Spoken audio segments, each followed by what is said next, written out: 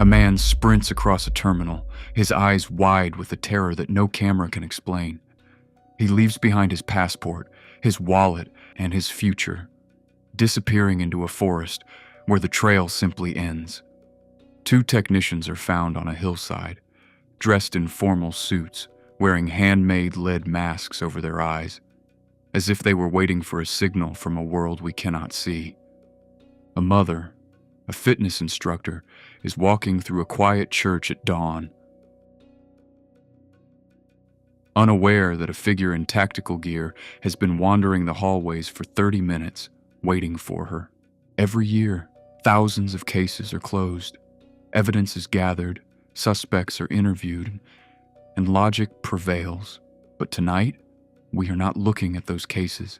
Tonight, we look at the ones that defy the laws of physics, the ones that break the seasoned detectives who worked them, and the ones that leave us staring into a void of impossible questions.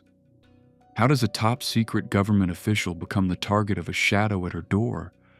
And why did a man write a cryptic 6-letter code only to be found nude in a crashed car miles away?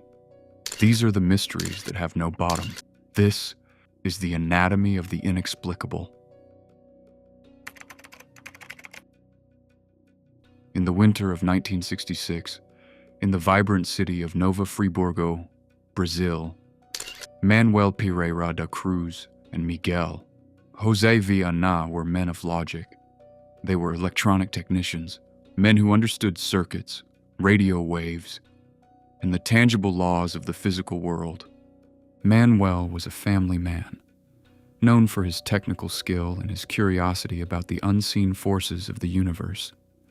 Miguel was his close friend and colleague. Together, they were part of a subculture of spiritual explorers, men who believed that science and the supernatural were just two different frequencies of the same radio. On August 17th, they told their families they were leaving to buy supplies for their work. They boarded a bus, carrying a significant amount of cash and a secret they would take to their graves. 12:30 p.m. Manuel and Miguel arrive in Niterói. The rain is beginning to fall, a heavy tropical downpour. 3:15 p.m. They enter a local shop and buy waterproof coats. The clerk would later recall that they seemed hurried, but not distressed. 4 p.m. They stop at a bar and purchase a bottle of water. They keep the receipt. They are seen walking toward Vintum Hill, a steep, brush-covered terrain known for its isolation. 5 p.m. A local resident spots a jeep at the foot of the hill. Two men are seen beginning their ascent. They do not look like hikers. They are wearing formal, dark suits. And then, the rain swallows them. 3 days later, a young boy flying a kite discovers their bodies. They are lying side by side, neatly. There is no sign of a struggle, no blood, no footprints other than their own. But it is the items found with them that have baffled the Brazilian police for 60 years. Resting over their eyes were two handmade masks, carved from heavy lead, the kind of masks used to protect against radiation. In a small notebook nearby, police found a set of instructions written in a steady hand. It read, 4:30 p.m., be at the agreed place, 6:30 p.m., swallow capsules, after effect, protect metals, wait for mass signal. The autopsies were inconclusive because the internal organs were not preserved properly. The capsules mentioned in the note remain a mystery. Were they poison? Or were they something the men believed would expand their consciousness? Local rumors in Niterói whisper about UFO sightings on the hill that night, of glowing lights that hovered over the brush. Some believe the men were trying to contact an extraterrestrial intelligence and that the lead masks were meant to protect their eyes from a blinding celestial light. For the families of Manuel and Miguel, there was no closure, only a sense of profound confusion. Why would two rational men, fathers and technicians, leave their lives behind for a hillside ritual? The cash they carried was never found, but their room was left exactly as if they expected to return. The tools of their trade laid out, their families waiting for a knock on the door that never came. They didn't die as victims of a common crime. They died as pilgrims of a mystery that police admit they cannot even begin to solve. The lead masks remain in a police evidence locker. Cold, heavy, and silent. They represent a mystery of the spirit, a leap into the unknown that ended in a quiet hillside tragedy. But while the technicians of Brazil went looking for a signal, our next victim was simply trying to start her day. We moved from the hills of Brazil to a quiet church in Midlothian, Texas, a place of sanctuary that became the stage for one of the most terrifying pieces of surveillance footage ever captured. Coming up, we examine the figure in the hallway, a killer who moved with a distinct, haunting gait, and a crime that was planned with the precision of a soldier, but the motive of a ghost. Missy Bevers was a woman of energy and discipline. A 45-year-old mother of 3 and a dedicated fitness instructor, she lived for the morning grind. Her students at Camp Gladiator described her as more than just a trainer. She was a motivator, a woman who believed that a strong body was the foundation of a strong life. On the morning of April 18th, 2016, a violent thunderstorm was lashing against the windows of the Creekside Church of Christ in Midlothian, Texas. Missy arrived early, 4 a.m., to set up for her indoor class. She was a woman of habit, a woman whose schedule was public knowledge, but on this morning, she was walking into a trap. 3:50 a.m. Missy pulls into the parking lot in her silver pickup truck. 4:05 a.m. She enters the building through the main doors. 4:10 a.m. The first of her students arrives and discovers the unthinkable. Missy lay in the hallway, the victim of a brutal, targeted assault. The initial investigators were stunned by the violence. This wasn't a robbery gone wrong. This was an execution. The police immediately turned to the church's surveillance system, and what they saw has haunted the town of Midlothian ever since. 3:15 a.m., a full 45 minutes before Missy arrived, a figure appears on the interior cameras. The person is dressed in full tactical gear, heavy body armor, a helmet, and a vest with the word police printed across the back. But this was no officer. The figure moves through the dark hallways with a heavy, distinct gait, a slow, swaying walk, with the feet turned slightly outward. It is a walk so unique that podiatrists and forensic gait analysts have studied it for thousands of hours. They carry a hammer, casually swinging it, using it to smash windows and pry open doors. But look closer at the footage. The intruder isn't searching for valuables. They pass by expensive audio equipment and church donations without a second glance. They are staging a burglary, breaking things in a way that feels performative, as if they are simply killing time until their target arrives. Then there's the gear itself. Forensic experts noted that the police vest and the helmet appeared oversized, leading to a massive theory that the killer might actually be a woman, or someone of smaller stature, trying to appear larger and more intimidating. As the investigation deepened, rumors of a digital shadow began to emerge. Just days before her murder, Missy had received a strange, flirtatious, and eventually creepy message on LinkedIn from a person she didn't know. She had shown the message to a friend, expressing a brief moment of concern before brushing it off. Police have searched those servers for years, but the trail ended in a labyrinth of encrypted IP addresses. Theories in the local community remain divided. Some believe it was a hired hit, pointing to the professional nature of the gear. Others believe it was a deeply personal crime of passion committed by someone who knew Missy's exact schedule and the church's layout. Detectives even investigated a mysterious Altima seen in a nearby parking lot at the time of the murder, but the car and its driver vanished into the storm. Despite the gate, despite the hammer, and despite the tactical gear, the police admit they are no closer to an arrest today than they were when the trail first went cold. They have interviewed hundreds of people, taken DNA samples from family, friends, and strangers, and still, the silence remains. The gear was meant to obscure, and it worked. The killer of Missy Bevers is a ghost in a uniform, a silhouette that walked out into the Texas rain and vanished into thin air, leaving behind a family still searching for a reason, and a church hallway that still echoes with the memory of a woman who was just trying to do her job. The figure in the tactical gear remains the most analyzed, unsolved image in Texas history, a reminder that a camera can capture a face and still reveal nothing. But while Missy's killer was hiding behind a uniform, our next victim was running from a mind that was beginning to fracture. We move now across the Atlantic to the dark highways of Germany, and a cryptic 6-letter code that has baffled the world's greatest codebreakers for 40 years.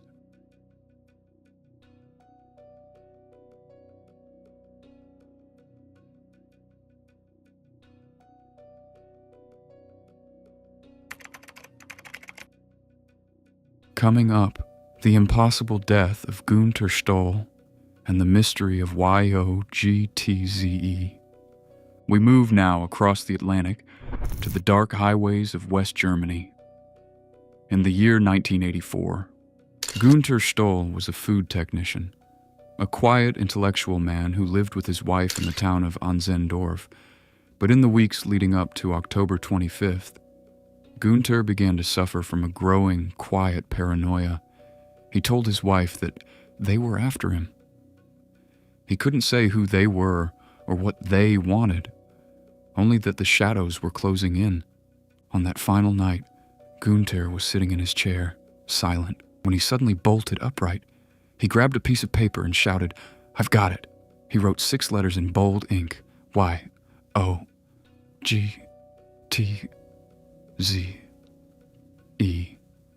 He immediately crossed the letters out, tore up the paper, and ran to his car. This was the birth of a mystery that cryptographers have tried to crack for 4 decades. 11 p.m. Gunther arrives at a local pub in Wilnsdorf. He orders a beer, but before he can even take a sip, he falls to the floor. Unconscious, he wasn't drunk.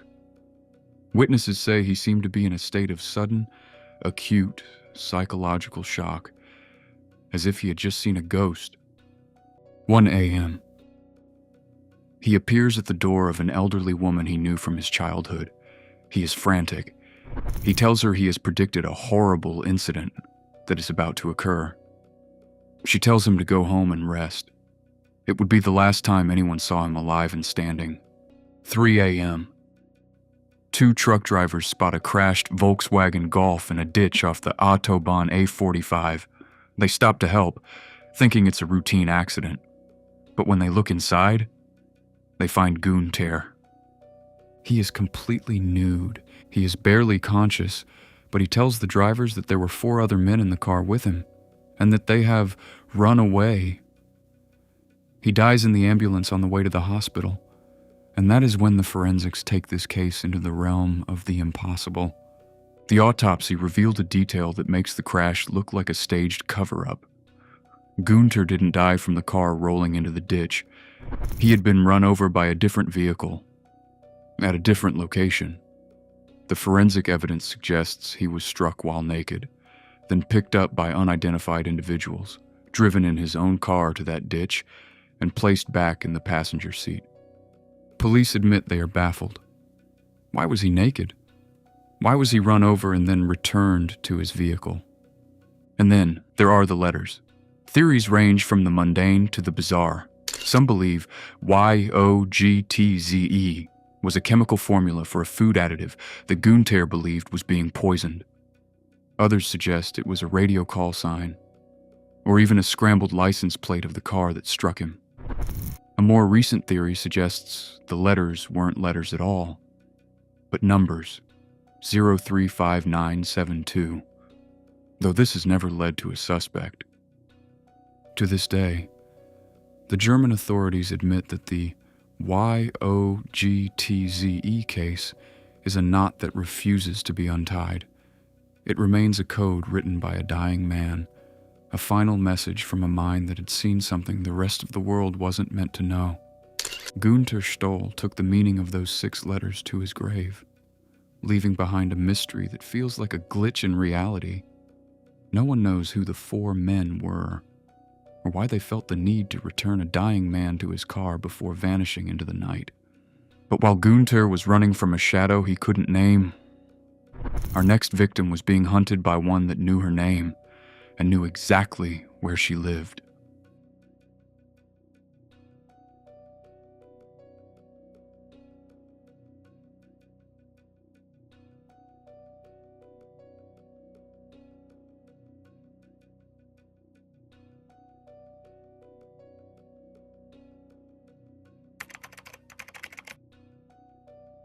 Coming up, we look at the life and the terrifying final days of a woman with top-secret government clearance.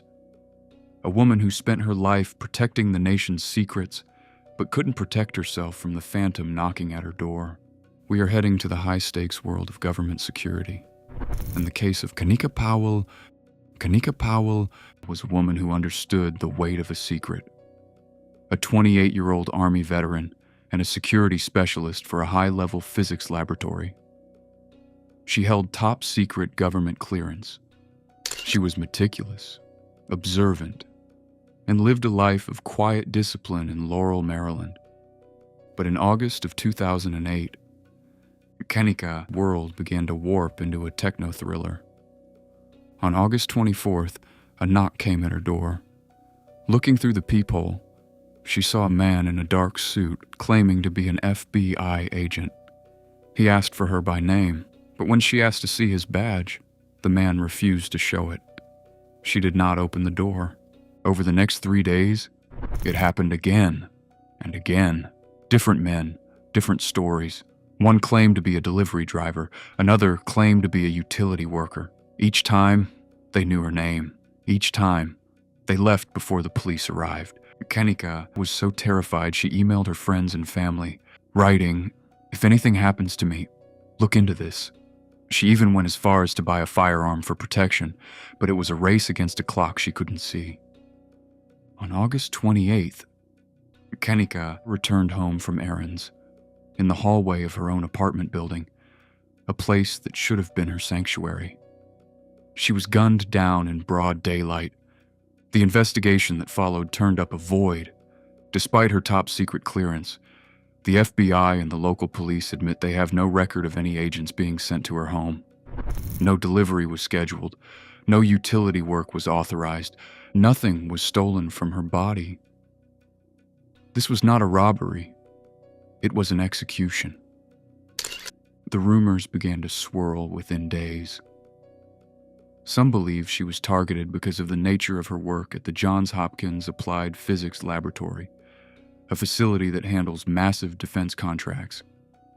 Was she a witness to a security breach? Even more chilling is the duplicate agent theory. Local investigators noted that the descriptions of the men at her door were inconsistent, as if a team was testing her reflexes, seeing if she would eventually let her guard down. Police admit they cannot find a single person in her life with a motive. There was no jilted lover, no debt, no history of conflict. It is as if she was targeted by a shadow organization that left no digital or physical footprint. Rumors in the intelligence community whisper about a connection to another government employee, Sean Nicholas Green, who was killed in a similar motiveless way just miles away only months later. Was it a cleaning of the slate?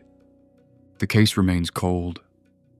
A reminder that sometimes the most dangerous place to be is behind a door that someone already knows how to open.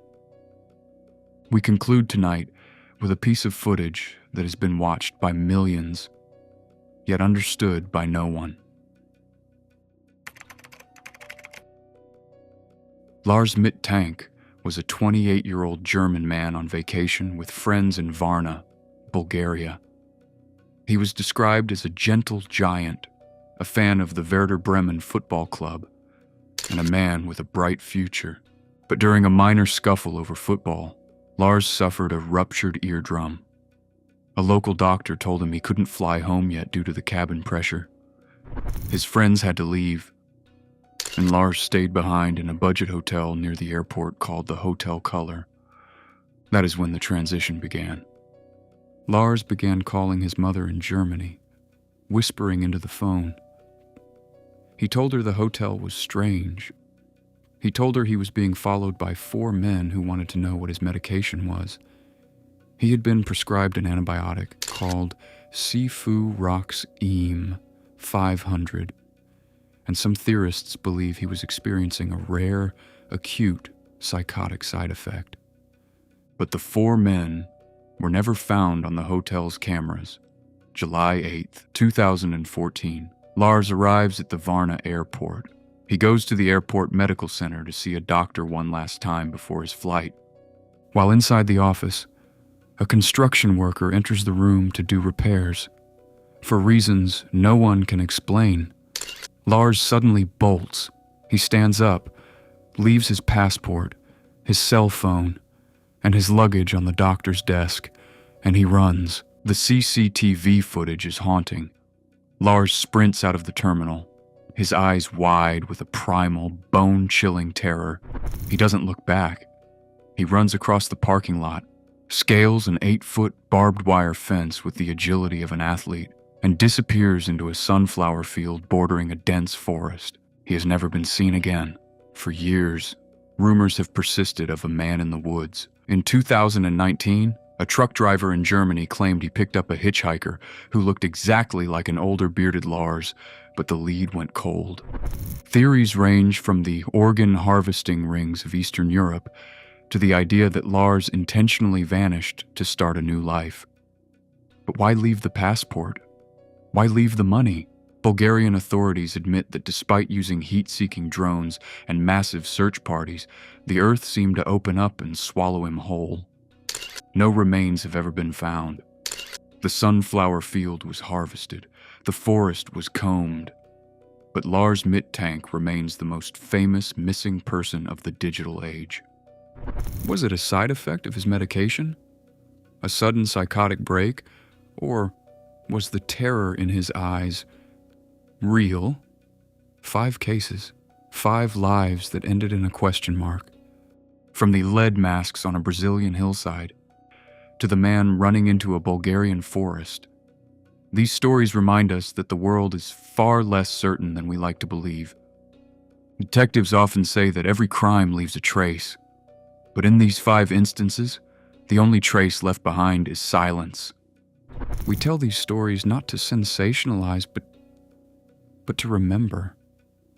Because as long as we are still asking why, the victims are not forgotten. If you believe that the names of the missing deserve to be kept in the light, please share this video. Subscribe to join us as we continue to investigate the mysteries that time forgot.